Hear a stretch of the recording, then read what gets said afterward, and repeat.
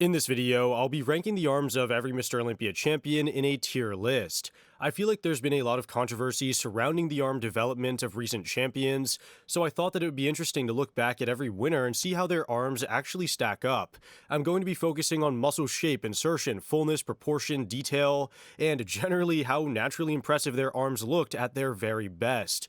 For the tiers, S plus is for the best arms that I've seen on a champion. You've got to have near perfect insertions, great completeness, and amazing development. S tier still showcases outstanding traits similar to those in the previous tier, but have a minor flaw.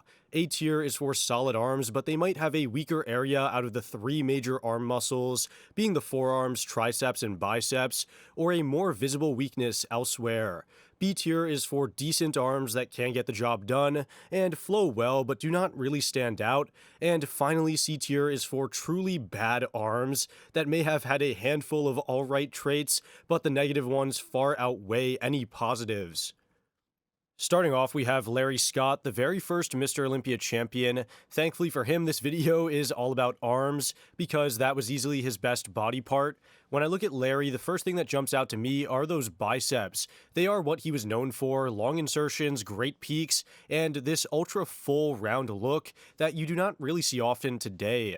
His arms basically define that early golden era aesthetic, and it was not just the biceps either. His forearms were also pretty developed as well, almost matching the biceps in fullness, which is crazy when you think about how rare that level of forearm genetics is, even today.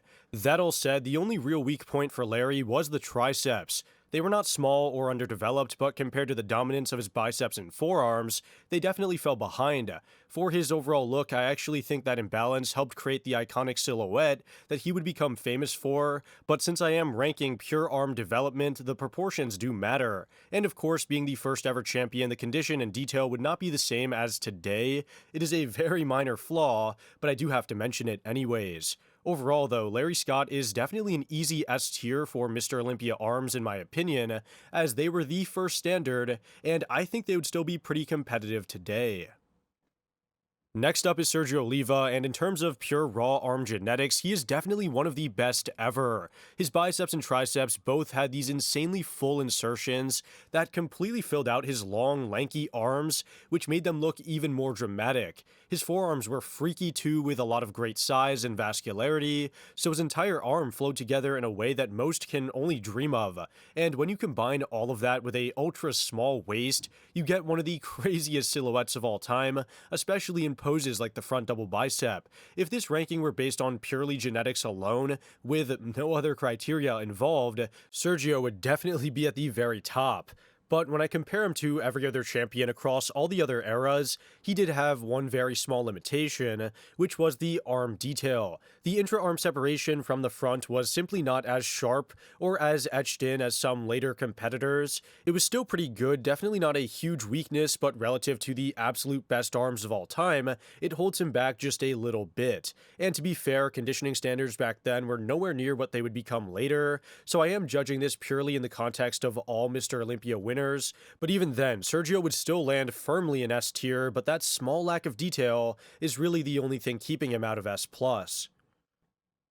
Now we get to Arnold Schwarzenegger, and when most people think of arms, his are probably the first that come to mind. His biceps are iconic in a way that very few body parts in bodybuilding history are, and they basically became a universal symbol of what any gym goer wants to achieve.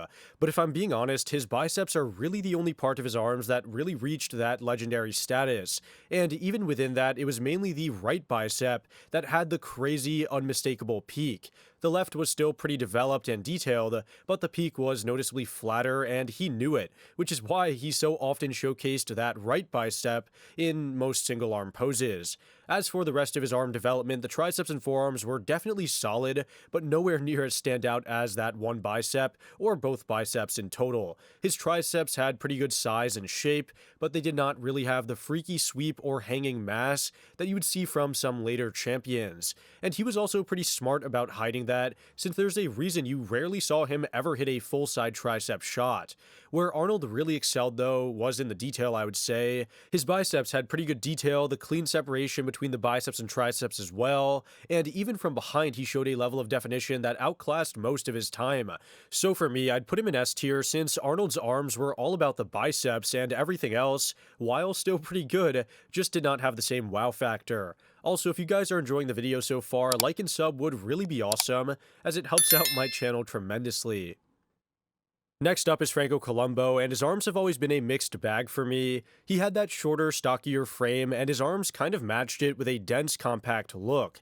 The most impressive part, though, were his biceps. They were short but had a pretty sharp peak, and they gave him that classic aesthetic pop from the front. But when I look at his arms as a whole, they were never something I would call truly amazing. The stubbier proportion, the shorter insertions on both the triceps and biceps, and the pretty lackluster forearms all work together to make his arms look a bit incomplete alone. Now, to be fair, that dense, blocky development fit his physique overall. It made sense on him and contributed to that thick, powerful appearance he was known for, but if I'm judging strictly the arms alone, the shape and proportions just do not compare to the top Olympia champions. He did have decent enough detail for his time, and the development itself was pretty decent, but the overall look of the arms suffered because the parts did not really flow together naturally. Altogether, I'd place Franco Columbo's arms in B tier. They were solid, competitive arms, but the odd proportions make it hard to place him anywhere near the very top. Up next is Frank Zane, and honestly, there's nothing particularly special about his arms when you isolate them from the rest of his physique. They flowed really well with his own proportion, and that classic aesthetic he was known for, but on their own, they do not really stand out compared to other Mr. Olympia champions. Genetically, he had good enough balance. His biceps were middle of the road in terms of insertion, not too long, not too short, and not really that peaked. His triceps were average, and his forearms were on the smaller side, but still matched the overall silhouette. Zane was probably one of the lightest, if not the lightest, Mr. Olympia winner of all time, and that definitely shows when you focus on the arms. He had great refinement and detail, especially in the bicep separation and overall arm definition, but the lack of mass holds him back in a ranking like this. There's nothing I can point to as a major flaw besides mass, and there's also nothing that jumps out as amazing or iconic as well. His arms were clean, balanced, and aesthetically pleasing, but far from amazing. That is why he fits comfortably in B tier, and to be honest, that placing feels exactly right when it comes to the level of impact his arms had. Next up is Chris Dickerson. As for his arms, his biceps were actually pretty decent. They had a nice peak and that unique little split that really showcases the bi and biceps, which is something people never seem to give him enough credit for. It is genuinely pretty rare, and honestly, it's a pretty cool feature. Now, I'm not sure if this was due to an injury or genetics, but either way, it's interesting to note. But outside of that, the rest of his arm package was really not great. His triceps were extremely short inserted, which left the lower part of the arm looking empty and unfinished, and his forearms did not really bring anything special to balance it all out. Even the biceps, while pretty well peaked, were also short and did not really fill out the upper arm the way other champions did. On top of that, he had these bulbous looking elbows that really broke up the flow of his arms and became a noticeable distraction in many poses. Now, as much as I respect Chris for his work ethic, his humility, and how underrated he was as a champion, I just cannot say the same about his arms. They simply do not stack up well, and the flaws outweigh the positives by a long shot. That's why I would have him unfortunately in C tier, as it reflects exactly how his arms come across to me.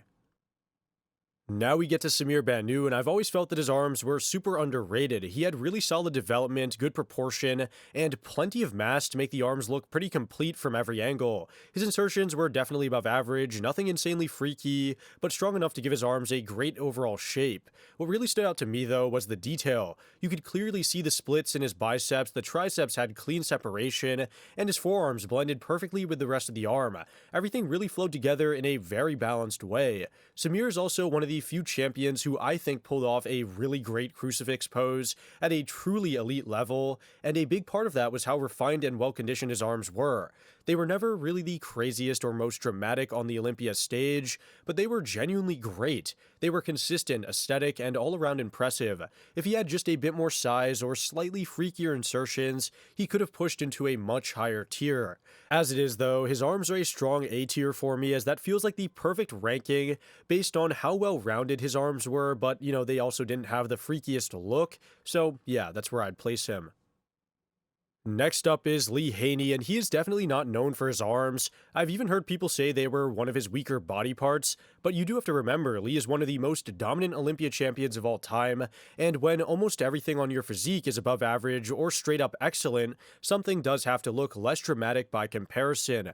I actually think his arms had the potential to be really insane. Even back in his early days, you could see nice tricep feathering, solid insertions, and a clean bicep peak. His forearms were not anything crazy, but they held their own and fit his own structure. Were his arms massive? No, they definitely were not the highlight of his physique, the way his back or waistline were, and he never really relied on them to win any pose, but they were far from bad. In fact, by the later end of his career, his arms looked noticeably fuller and better. On their own, I would call his arms pretty solid and honestly a bit underrated. They just got overshadowed by the rest of his insane physique. That is why I'd have him sitting comfortably in A tier, as it feels like the right call to make when you look at his arms in, context with his own physique and alone next to other champions.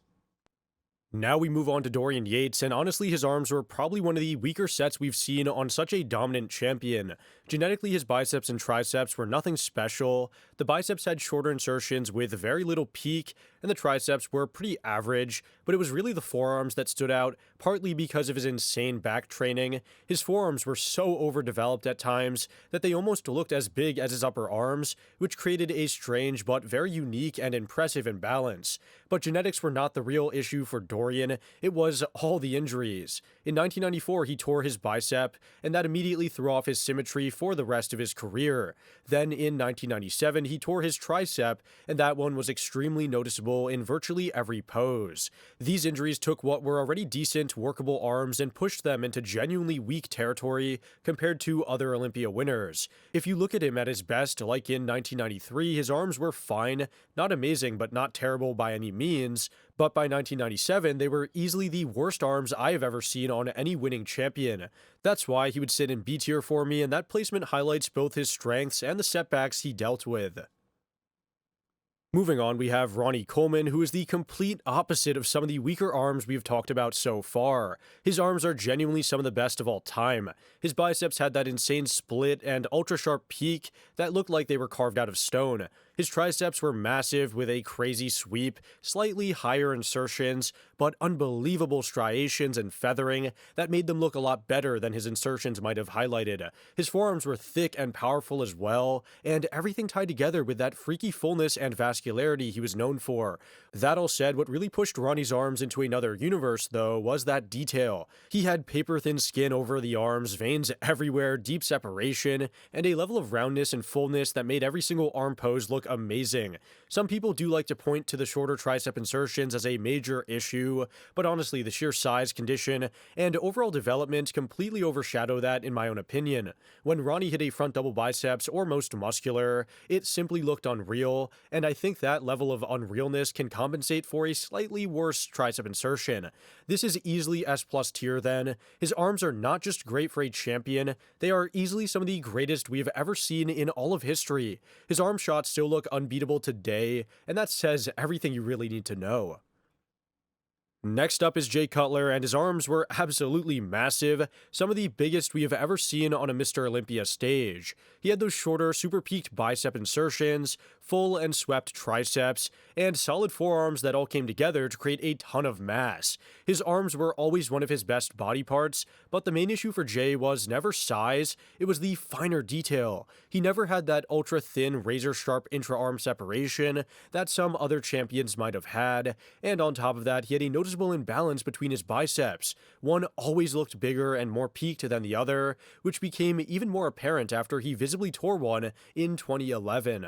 To be fair, this never truly hurt him in competition outside of that 2011 appearance. His arms were simply too big and too overpowering for anyone to really focus on such a small imperfection. And when he was at his best, the detail was actually pretty solid, well above average, just not on the freaky level of someone like Ronnie Coleman. So while the size alone speaks volumes and it puts him easily in S tier, those smaller flaws make me kind of hesitant to put him in the absolute best tier.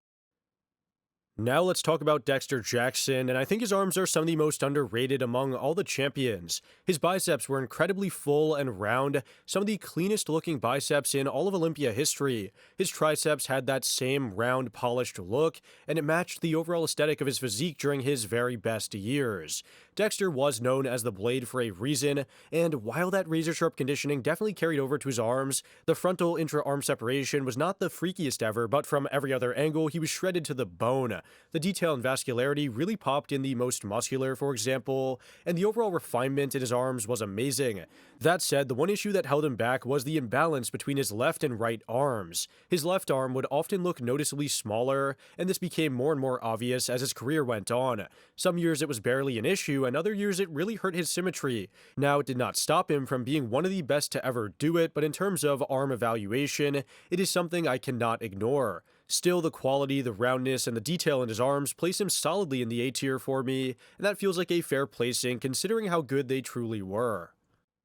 Up next, we get to Phil Heath, and really, where do you even start? When people talk about perfect arms, Phil Heath is the #1 example that comes to my mind. His biceps were insanely full yet had a very clean, sharp peak, and the detail was unreal. He could literally flex and make individual fibers pop. The triceps were nearly just as impressive. They were fully striated, ultra round, perfectly inserted, and shaped in a way that was basically perfect. And the forearms were freakishly developed as well, but still matched the upper arms perfectly. To me, Phil did not necessarily have the freakiest biceps or triceps ever, but the overall quality, the proportion, and the refinement were nearly unmatched. Everything really flowed together seamlessly. Someone like Kai Green might have had crazier bicep peaks, for example, but Phil beat him every single time in detail, separation, and overall arm balance while still having similar mass. His arms were easily one of the best body parts of his and a huge reason why he dominated the way he did. For me, Phil is a no-brainer S+ tier, virtually flawless arms and easily some of the greatest we've ever seen on a bodybuilding stage, and possibly the best arms I've ever seen ever. Now let's move on to Shawn Rhoden, and his arms were definitely not one of his standout body parts. His biceps were full but not really super peaked, and they never had that sharp, detailed look you see in the very best arms. His triceps had pretty mediocre, high insertions, which made them look flat from certain angles and really limited how much sweep he could show. The overall size in the arms was solid, but nowhere near what it could have been for someone with his structure. His forearms were also pretty average, I would say,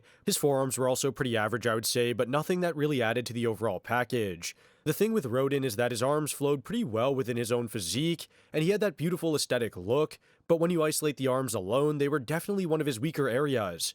There really was not a single pose where the arms jumped out as amazing. The separation, the insertions, the detail were all fine, but never really elite. They were not bad by any means, I would say, and the fullness worked with his overall style, but compared to other Mr. Olympia champions, they do fall short, I would say.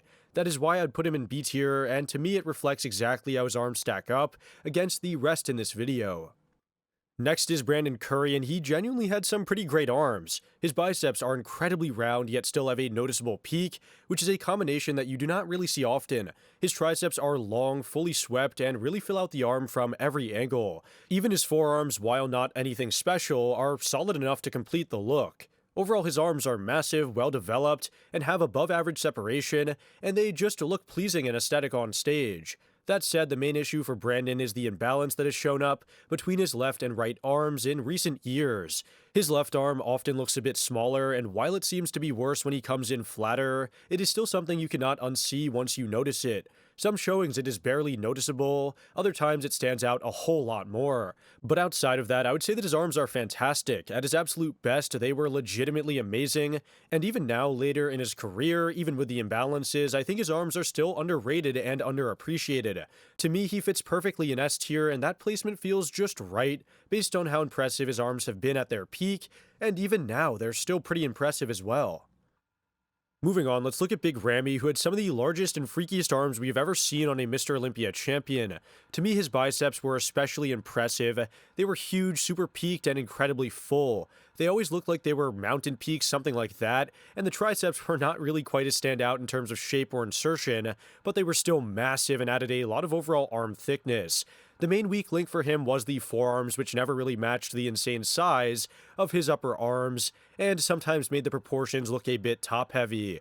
For most of his career, though, Ramy's arms were absolutely mind-blowing and easily one of his most dominant body parts. But towards the end of his career, especially from 2022 onward, he clearly had some triceps atrophy, and this affected how his arms looked. It kind of took away from the overall freak factor and the roundness and the fullness that made his early career arm shots so insane. He still had a lot of mass and good separation, but the balance and overall quality were not always the best. Even with those issues, though, I think he would fit in that S tier because his arms at their peak were unbelievably impressive, but just a little bit disproportional.